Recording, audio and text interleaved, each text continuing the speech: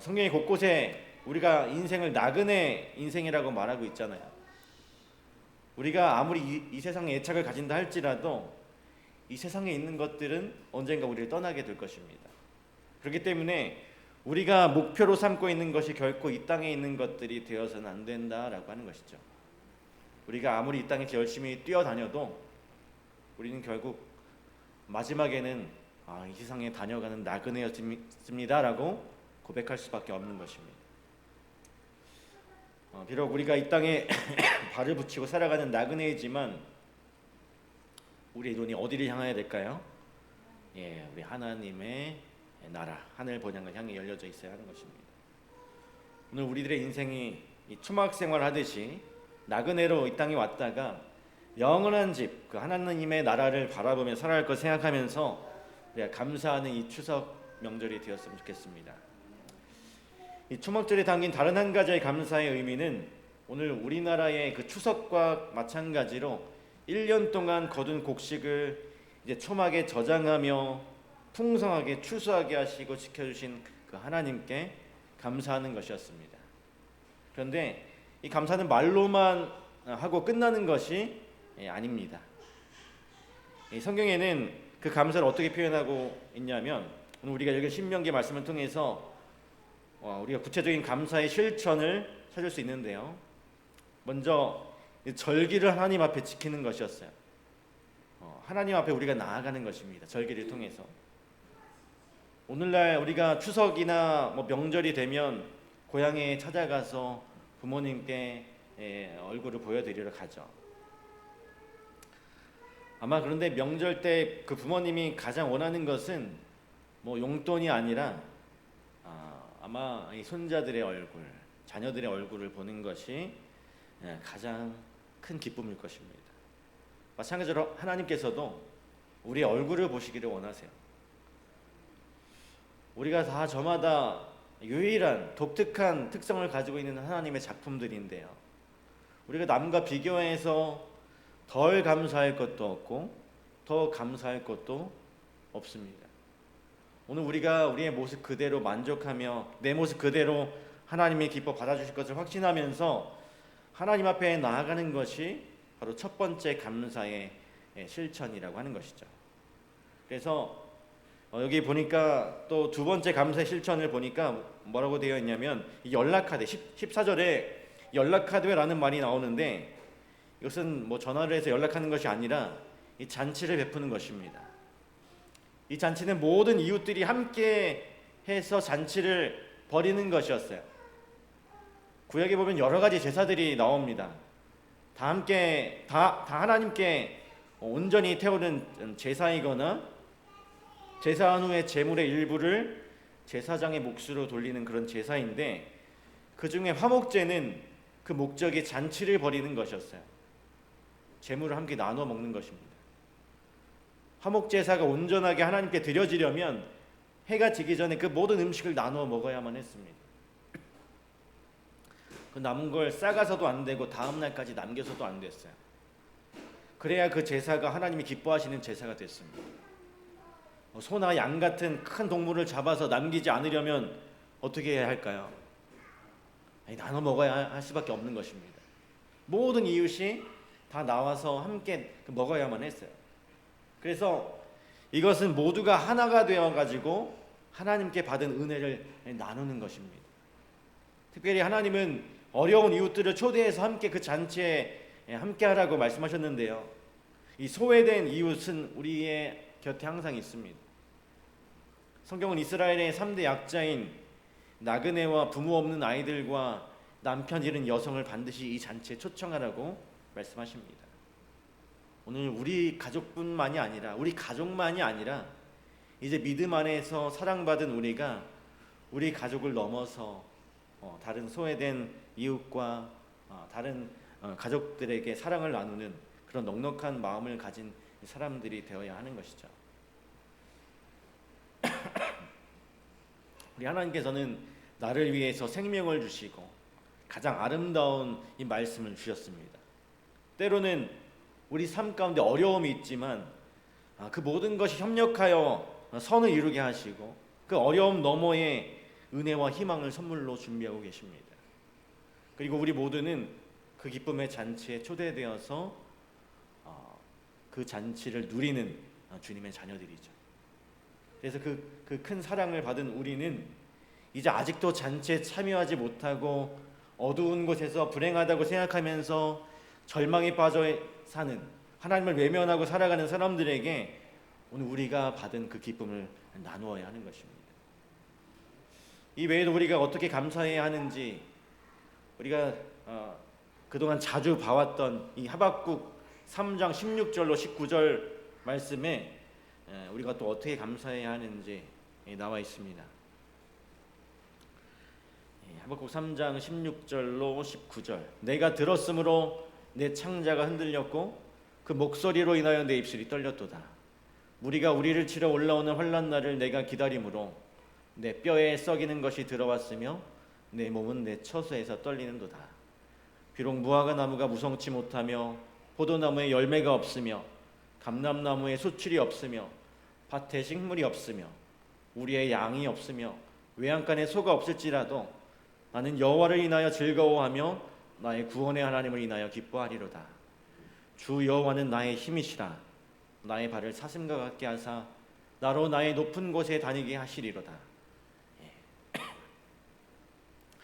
하박국 선지자가 어떠한 모습으로 하나님께 감사를 드리고 있습니까? 그 당시는 바벨론 제국에 의해서 유다가 침략을 당하는 그런 시대였습니다. 이제 유다가 멸망하는 그런 공포와 두려운 상황 속에서도 불구하고 이 하박국 선지자는 하나님께 온전히 감사하고 있었어요. 이 신앙인의 참 감사가 무엇인지 우리에게 잘 보여주고 있는 내용입니다. 우리 삶에 이런 하박국 선지자와 같은 그런 뜨거운 감사가 있는가 한번 되돌아볼 필요가 있어요. 우리가 행여 감사할지라도 너무 감정적이고 조건적인 감사만 하고 있지 않는지. 그런데 이 하박국 선지자는 지금 눈앞에 닥쳐진 고난과 그 두려움 가운데서도 하나님께 감사하면서 찬양하고 있습니다. 하박국 선지자는 환난 가운데 드리는 그 감사의 모습을 우리에게 보여주고 있어요. 여기 보니까 그 상황이 내가 들었으므로 내 창자가 흔들렸고 그 목소리로 인하여 내 입술이 떨렸도다. 무리가 우리를 치러 올라오는 환난 날을 내가 기다림으로 내 뼈에 썩이는 것이 들어왔으며 내 몸은 내 처소에서 떨리는도다. 얼마나 다가올 그 환난이 두렵고 무서우면 창자가 흔들리고 입술이 떨리고 뼈가 썩고 내 몸의 처소가 다 떨린다고 고백을 했어요. 그런데 이 하박국 선지자가 그런 환난 가운데서도 그 환난을 눈앞에 두고도 감사와 찬양을 하나님께 돌리고 있는 것입니다. 태어날 때부터 소아마비로 인해서 걷지 못하는, 언제나 휠체어에 의지해서 살아가는 한 소녀가 있었습니다. 정말 불편하고 힘들었지만 오히려 그녀는 정상적인 사람들보다 더 기쁘고 늘 밝게 살려고 노력했고 그렇게 살아갔어요. 그래서 어떤 사람이 그런 그 밝은 모습을 보면서 어떻게 그렇게 지금 휠체어를 의지하면서 살아가지만 어떻게 그렇게 밝게 살아갈 수 있는지 그 소녀에게 물었습니다. 그랬더니 그 소녀가 비록 제가 걷지 못하지만 나에게는 아름다운 세상을 볼 수 있는 눈이 있음을 감사하고 목소리로 하나님을 찬양할 수 있어서 감사하고 또 아빠 엄마의 목소리를 들을 수 있는 귀를 주셔서 감사하다라고 이렇게 고백을 한 것입니다. 비록 걷지 못하는 게 얼마나 불편합니까? 비록 걷지 못하는 그 불구의 인생이지만 그럼에도 불구하고 감사할 것을 찾아서 감사하며 사는 그 인생의 모습이 오늘 우리에게 또 도전을 주고 있는 것 같습니다.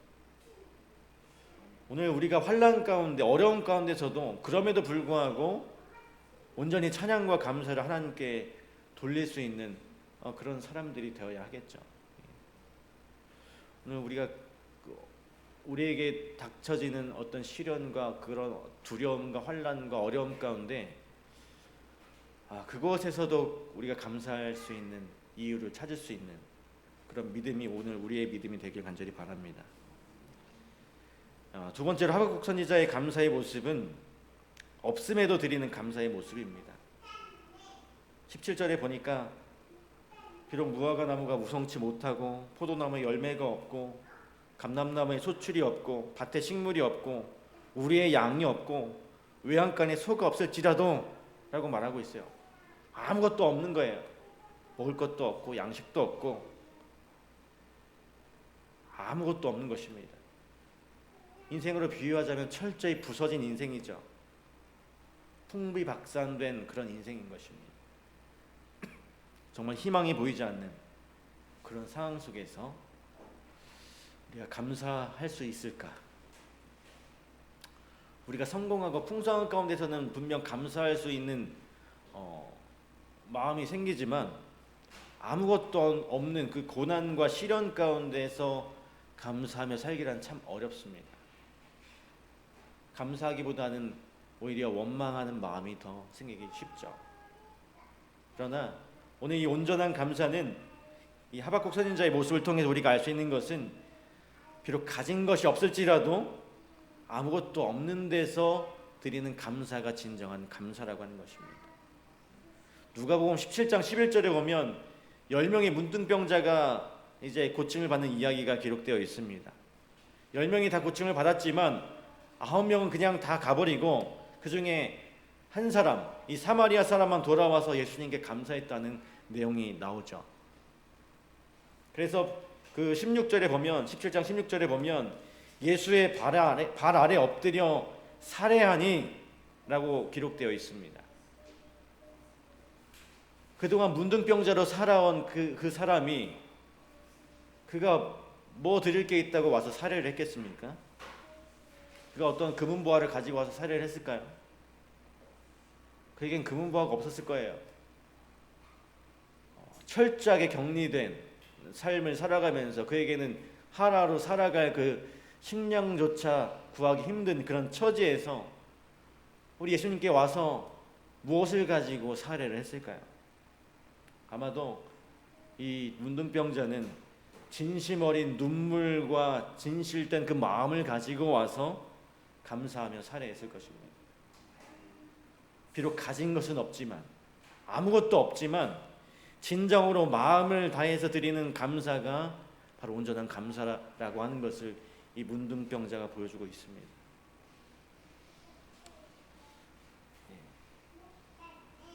그래서 우리가 오늘 살아가면서 참 어려운 일들을 참 많이 당합니다. 어려운 상황이 우리에게 자주 찾아오지만 그 상황 가운데서도 내가 아무것도 있지 않아도 내가 빈털털일지라도 그 가운데서 하나님께 감사할 조건을 찾을 수 있는, 내가 그냥 이 하루하루를 살아갈 수 있음에 감사할 수 있는 오늘 우리 모두가 되었으면 좋겠습니다.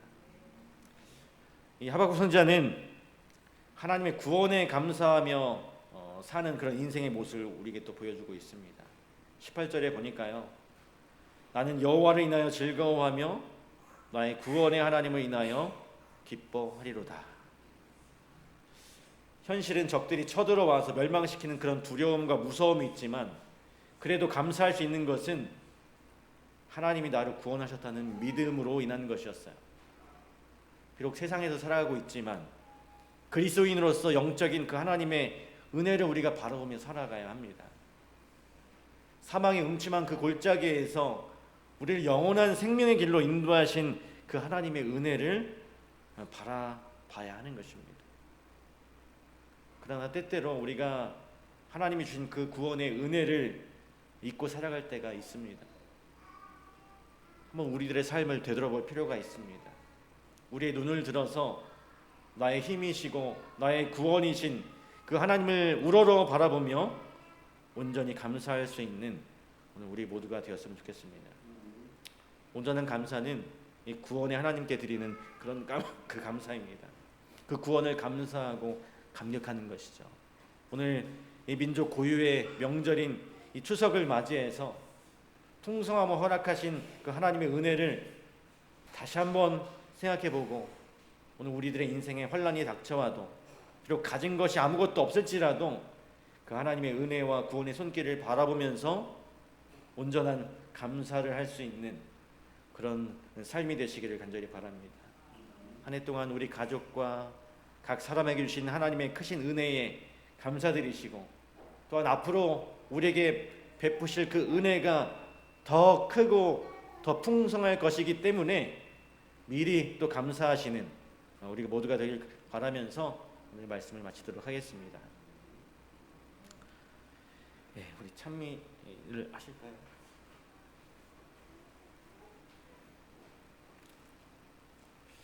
감사에 대한 찬미가 생각나는 게 있으신가요 혹시? 감사.